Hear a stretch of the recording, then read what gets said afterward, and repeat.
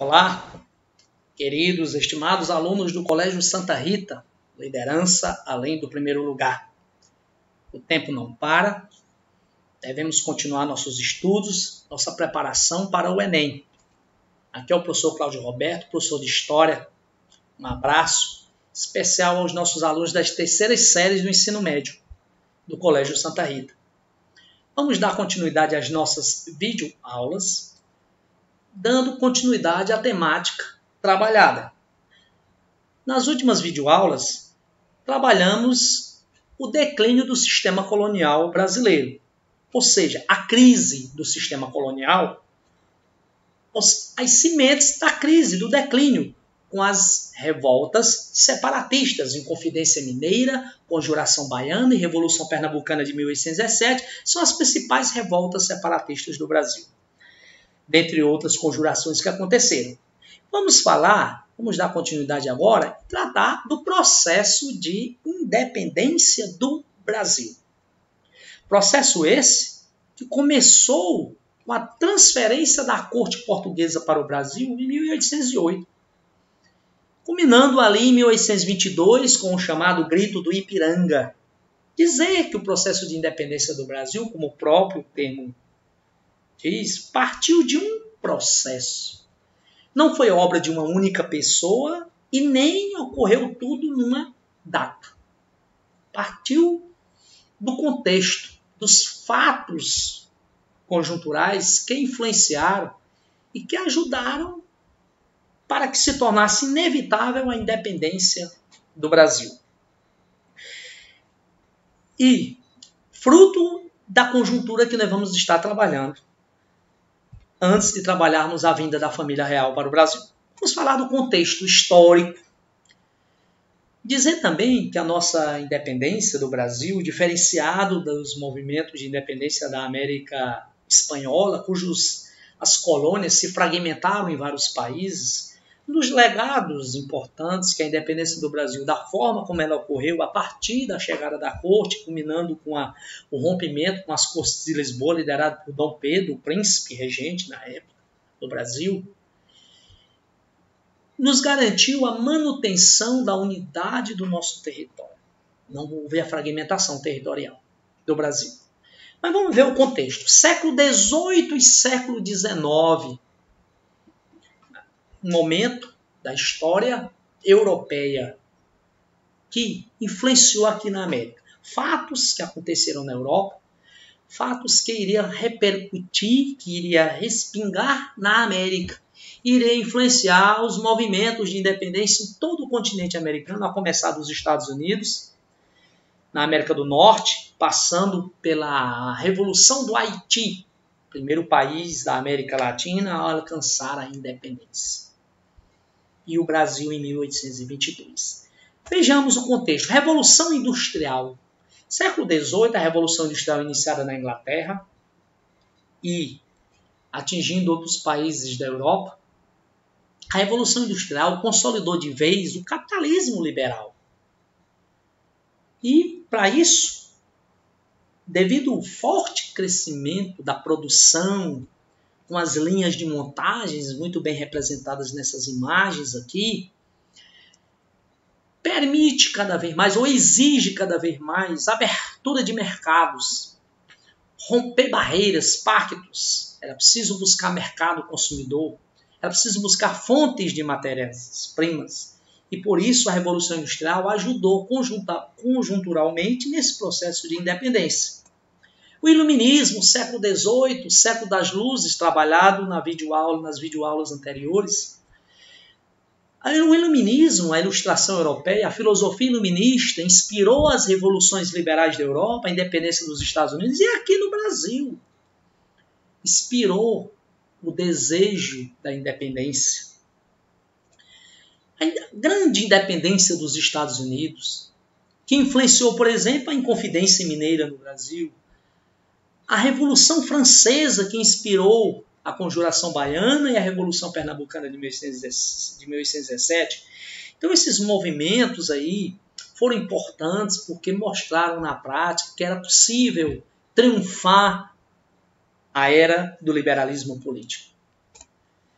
E século XIX, o Brasil não foi o único a alcançar a independência no ano de 1822, portanto, no século XIX, desde a independência do Haiti, 1804. Os movimentos se expandiram por toda a América. Se vocês observarem nas datas, a grande maioria desses países alcançaram sua independência justamente ali na primeira metade do século XIX. Era um ambiente que estava sendo favorável a esses movimentos. E no Brasil, os movimentos que antecederam a nossa independência, que não tiveram sucesso, mas eles lançaram as sementes e mostraram que era inevitável a independência. Por isso que as elites do Brasil se encarregaram de se arranjarem politicamente com o príncipe Dom Pedro e encamparem o movimento. Como eles mesmos diziam, é melhor que façamos antes que o povo fizesse. Tivemos a Conjuração Baiana, um movimento de extrema participação popular, a Revolução Pernambucana de 1817, e a Inconfidência Mineira são os movimentos ali que precederam a nossa independência, mostrando que era inevitável o processo. E o processo de independência do Brasil vai começar justamente em 1808, quando aconteceu um evento na Europa, que respinga no Brasil, a expansão napoleônica, o Império Napoleônico que ameaçava as monarquias europeias. E Portugal, o decreto do bloqueio continental. Napoleão Bonaparte, nós estudamos a Revolução Francesa na segunda série.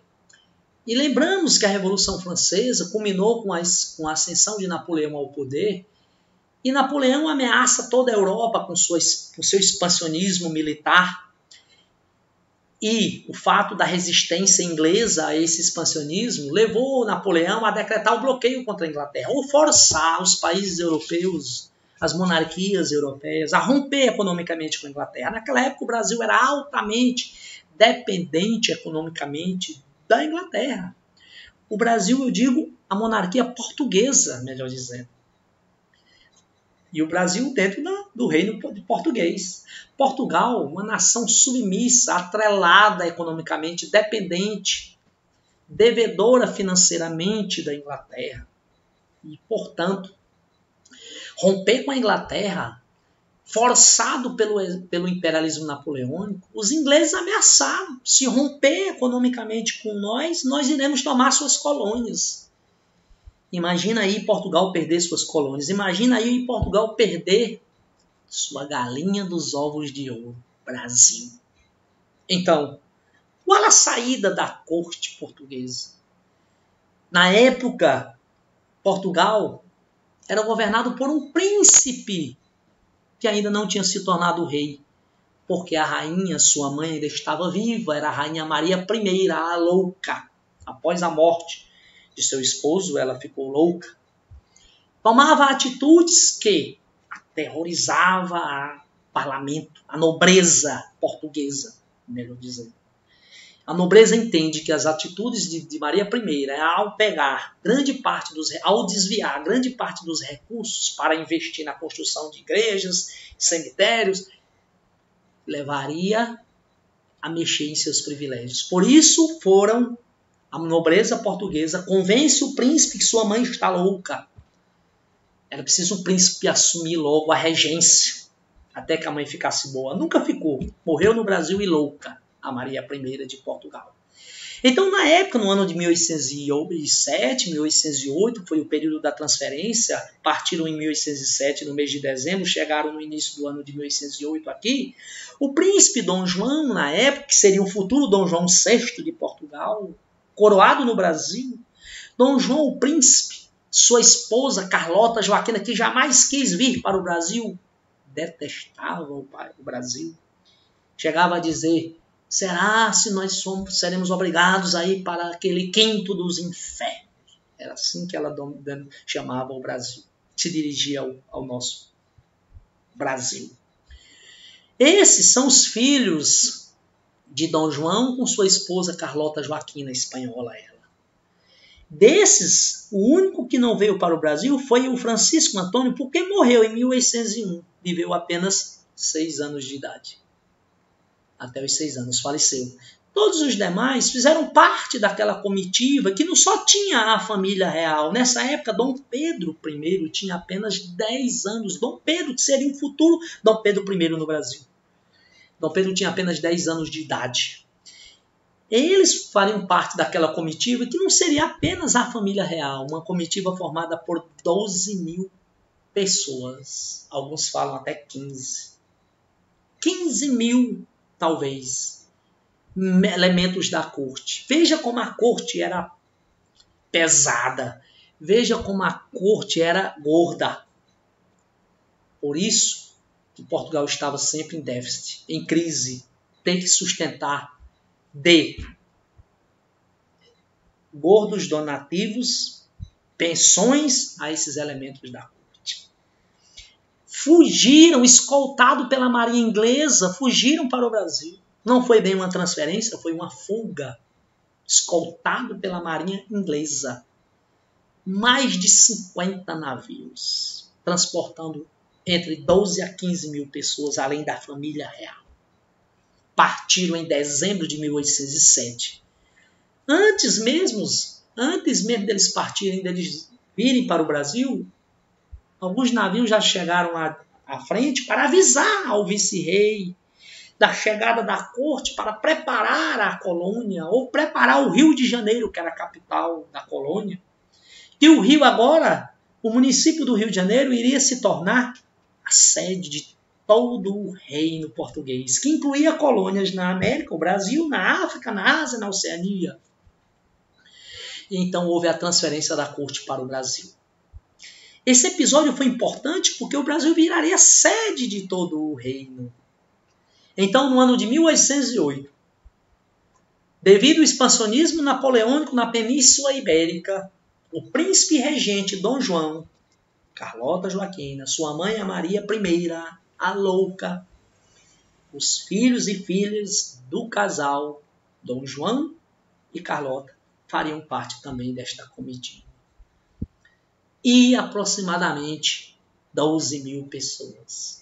Houve a transferência da corte. Portugal seria invadido pelos franceses. Os ingleses acordaram com Dom João, príncipe regente de Portugal, que além de escoltar a transferência da corte para o Brasil, iria também procurar defender Portugal da invasão francesa, das pressões napoleônicas.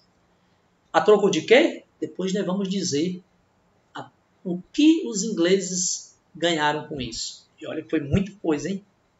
Vamos já falar do tratado, que iria favorecer a Inglaterra. Então, o expansionismo napoleônico na Península Ibérica força o príncipe regente e toda a sua corte a chegar. Na época, o Rio de Janeiro seria mais ou menos assim. A Baía da Guanabara, o Pão de Açúcar, já muitas casas com o primeiro, segundo andar. Na época, quando uma construção tinha um primeiro e até um segundo andar, o piso dos andares de cima era de madeira. Veja aí como seria mais ou menos o Rio de Janeiro no ano de 1808 e a chegada do navio que Dom João viajou ao Brasil, aportou em Salvador. Muitos dizem, alguns colocam, justificam que houve uma tempestade e o navio desviou. Porque a grande maioria dos navios que fazia parte dessa imensa comitiva chegaram no Rio de Janeiro. Lembrá-los que a colônia foi avisada e era preciso preparar para receber esse povo. Não haveria prédios públicos para abrigar tanta gente da corte. Por isso que as melhores residências do Rio de Janeiro foram confiscadas para a corte como propriedade do príncipe regente Pierre. A população de forma irônica dizia, ponha-se na rua. Uma viagem que foi complicada, com problemas. As mulheres tiveram que pelar, raspar o cabelo, devido aos piolhos que ficavam saltando de cabeça em cabeça. E as mulheres do Brasil achavam que era uma moda na época, quiseram copiar. Quando elas chegaram, essas mulheres sem cabelo, tudo cabeça raspada. Dom João chega em Portugal, e a primeira, Dom João chega em Salvador. Outros dizem que a chegada de Dom João em Salvador foi intencional. Dom João queria chegar em Salvador para tranquilizar aquela cidade que 10 anos antes tinha ocorrido uma grande revolta separatista, a Conjuração Baiana. Era uma forma de impor respeito. O príncipe regente está em Salvador. E a primeira medida tomada por Dom João, essa talvez tenha sido a mais importante desse processo de independência, porque foi no ano de 28 de janeiro de 1808, foi a primeira medida ainda em Salvador, onde Dom João decreta a abertura dos portos às nações amigas. Antes, o Brasil só podia receber navios portugueses ou por intermédio de Portugal. Agora, qualquer nação amiga, os navios poderiam chegar aos portos do Brasil. Isso representa o fim do pacto colonial. Agora a colônia é metrópole e a metrópole virou colônia. Imagina aí, pessoal. Suspende um alvará de 1785, o alvará de Dona Maria I, que proibia manufaturas no Brasil. A ideia era fazer da colônia consumir manufaturas só da metrópole. Mas agora a colônia é a metrópole, o Rio de Janeiro. Aí você pode até questionar, as nossas indústrias decolaram? Não, por conta da concorrência inglesa. Mas antes vamos nos deslumbrar com esta linda tela a óleo, onde retrata o Rio de Janeiro na época, a belíssima Baía da Guanabara na época. O Tratado de Navegação, 1810. A Inglaterra, eu não disse que a Inglaterra ia ter privilégios? A Inglaterra reivindicou privilégios alfandegários. Abriu os portos, precisava criar as taxas de importação para os produtos estrangeiros que adentravam ao Brasil. E ficou determinado que os produtos ingleses pagariam apenas 15%, menos que os produtos oriundos de Portugal, imagina. E as demais nações pagariam 24%. Com uma taxação privilegiada dessa, no Brasil, nos estabelecimentos comerciais do Brasil, era fácil encontrar muitas manufaturas, muitos produtos manufaturados ingleses. Viajar, ou melhor, fazer um passeio nas ruas do Rio de Janeiro na época, visitando os comércios, era como visitar os estabelecimentos comerciais de Londres, diante de tantas mercadorias que aqui circulavam da Inglaterra. Outras ações administrativas de Dom João, como príncipe regente aqui, como regente de todo o reino, a colônia vira a metrópole. Outras ações administrativas, como melhorou as estradas, melhorou os portos, criou ministérios de guerra, marinha, fazenda, interior, e a Casa de Suplicação, que era uma espécie de uma instância judicial superior, o Supremo Tribunal. Fundou o Banco do Brasil. A moeda agora tinha que ser cunhada aqui no Brasil e não lá em Portugal, como era antes. Cria a imprensa régia. Promoveu a vida cultural para criar entretenimento para esse povo da corte, quase 15 mil. Por isso criou a Academia Militar, escolas de medicina, para dar estudo a esse povo e funções também. Academia de Belas Artes, Jardim Botânico, Biblioteca Real, Museu Real, todo esse aparato administrativo, institucional, foi sendo criado, estabelecido por Dom João, porque a ideia de Dom João era não mais regressar para Portugal, temendo perder o Brasil, quem sabe até para Napoleão Bonaparte. A imprensa régia, agora os documentos poderiam ser impressos no Brasil, a vinda de missão artística francesa. Todo esse conjunto de ações administrativas foram sendo desenvolvidas aqui pelo príncipe regente. E no ano de 1800, imagina, retornando aqui para vocês, imagina que todas essas ações que Dom João vai realizando no Brasil, diante de transformar o Brasil sede de todo esse reino, a ideia era criar toda uma infraestrutura de metrópole. Não era mais a intenção de Dom João, talvez, regressar para Portugal. Por quê? Dom João tinha informações dos movimentos de independência que sacudiam na América Latina de norte a sul. Começou com a independência dos Estados Unidos na América do Norte e o Haiti, em 1804, imagina, a primeira república negra na América, a grande revolução do Haiti. Movimento de independência liderado por escravos. Imagina como a elite de toda a América não ficou temerosa que pudesse inspirar revoltas por toda a América Latina desse tipo. Então, Dom João, a chegada, a instalação da corte no Brasil teve também esse objetivo: acalmar os ânimos republicanos que estava presente na colônia, com a Inconfidência Mineira, com a Conjuração Baiana e outras conjurações que vinham acontecendo. Em 1817, a presença da corte no Brasil, os pernambucanos tiveram a coragem de encampar o movimento revolucionário, o movimento republicano de 1817. Imagina aí.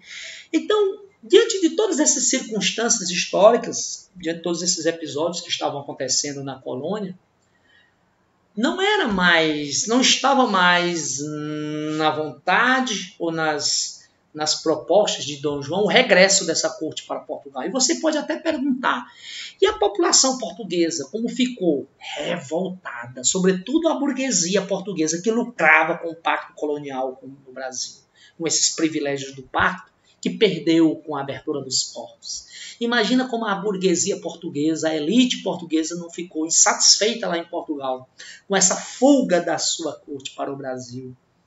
E a metrópole regressa a uma condição de colônia quase. Imaginemos isso. Então, Dom João vai criando toda uma infraestrutura na colônia.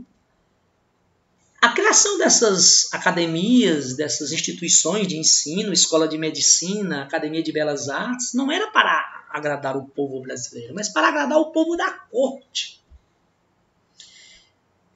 E criar entretenimento, Jardim Botânico, Biblioteca Real, Museu Real, patrocinou inclusive a vinda de pintores, arquitetos, músicos da Europa para vir para o Brasil e oferecer entretenimento. Oferecer à corte aqui instalada, oferecer a eles condições de entretenimento. Então, tudo isso foram as mudanças. No ano de 1815, foi o fim de Napoleão na Europa. O fim de Napoleão. Napoleão foi preso em 1815, com a derrota primeira dele na Rússia, em 1812. Naquele regresso do exército, na frustrada invasão à Rússia, e a grande perca do exército napoleônico lá na Rússia, o desfalque do exército, fez com que no ano de 1814 Napoleão fosse preso a primeira vez na ilha de Elba. Posteriormente ele conseguiu fugir, reassumiu o poder na França e foi derrotado definitivamente em 1815 na Batalha de Waterloo, preso na ilha de Santa Helena. Era o fim, Napoleão já não era mais uma ameaça lá na Europa. E os portugueses vibraram lá em Portugal, achavam que a corte ia regressar para Portugal. No entanto, Dom João, que estava inclusive amando o Brasil, amando a culinária brasileira, amando as belezas do Brasil, e Carlota amando seus amantes. As traições eram comuns entre os dois, entre Dom João e principalmente em relação a Carlota. Carlota Joaquina teve vários relacionamentos extraconjugais aqui no Brasil. Mas vamos dar continuidade à questão política. Em 1815, quando Portugal vibrava no entendimento de que a corte iria voltar, Dom João foi oficialmente elevar o Brasil à categoria de reino. Elevação oficial do Brasil à categoria de reino unido a Portugal e Algarves. Ou seja, o Brasil agora não era só a sede de todo o reino, não só de fato, mas de lei. Era como se Dom João estivesse mandando um recado para Portugal, que as intenções dele era de permanecer aqui, o Brasil sendo a sede. Para nós entendermos, pessoal, eu fiz esse organograma para vocês compreenderem como é que estava a situação. Vejamos, a metrópole, que era Portugal, antes da vinda da corte portuguesa para o Brasil, as colônias, Portugal tinha um império colonial. O Brasil era a colônia mais rica de Portugal. Aqui deu tantos lucros Vamos lembrar só o ciclo minerador. Mais de 150 toneladas de ouro foram arrancadas do Brasil. É claro que Portugal não ficou com todo esse ouro. Portugal, em débito com a Inglaterra, destinou esse ouro para pagar suas dívidas. Grande maioria, grande parte desse ouro. Mas outra parte ficou assim em Portugal. Para sustentar essa nobreza parasitária. O Brasil era uma colônia riquíssima. Tinha as ilhas do Atlântico, territórios na África, eram as colônias, e lá na Ásia. E Portugal sendo a metrópole. O que aconteceu a partir de 1808, para vocês entenderem, houve esse reverso. Aqui, ó. Vejamos, ó. Portugal passou, imagina aqui, ó. Portugal, o Brasil está aqui na condição de colônia. Portugal passou para quê? E o Brasil virou a sede do reino. Exatamente. Imagina aí que o Rio de Janeiro já foi capital do reino português entre os anos de 1808 a 1821. O Brasil cedia todo o reino português. Por que 1821? Houve o regresso. Mas nós vamos dar continuidade a essa temática sobre esse regresso na próxima videoaula. Mas, no ano de 1816, morre a rainha Maria I de Portugal.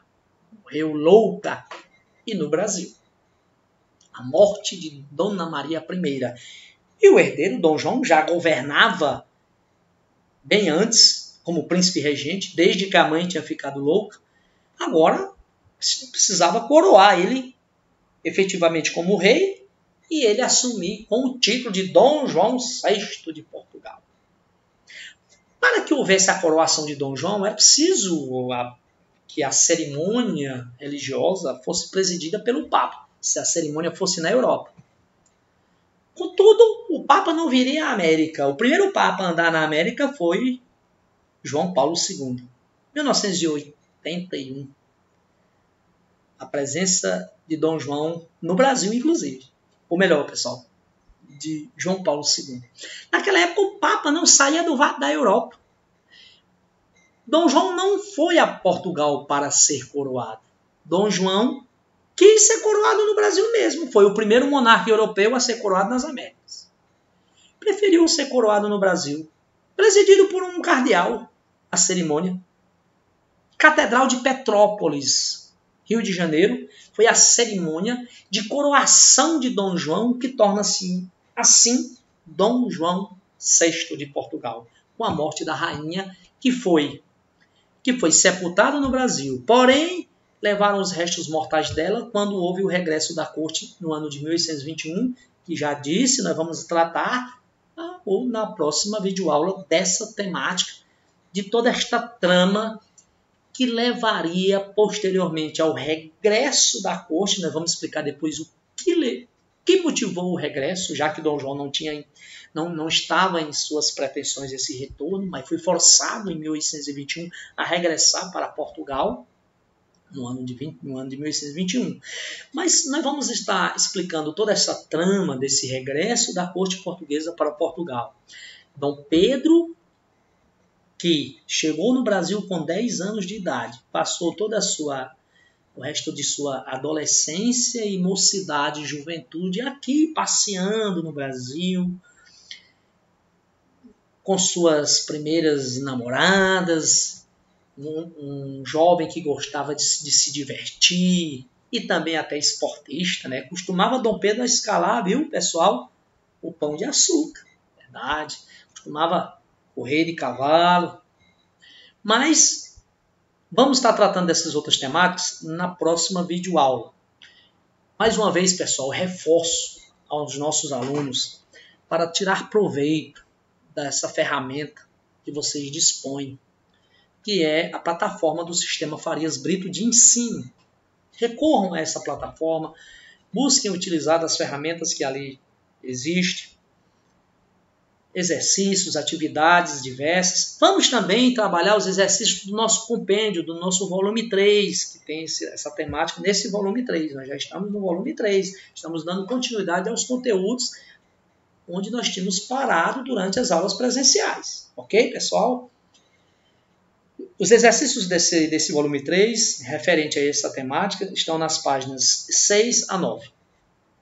Um abraço a todos e até a próxima aula.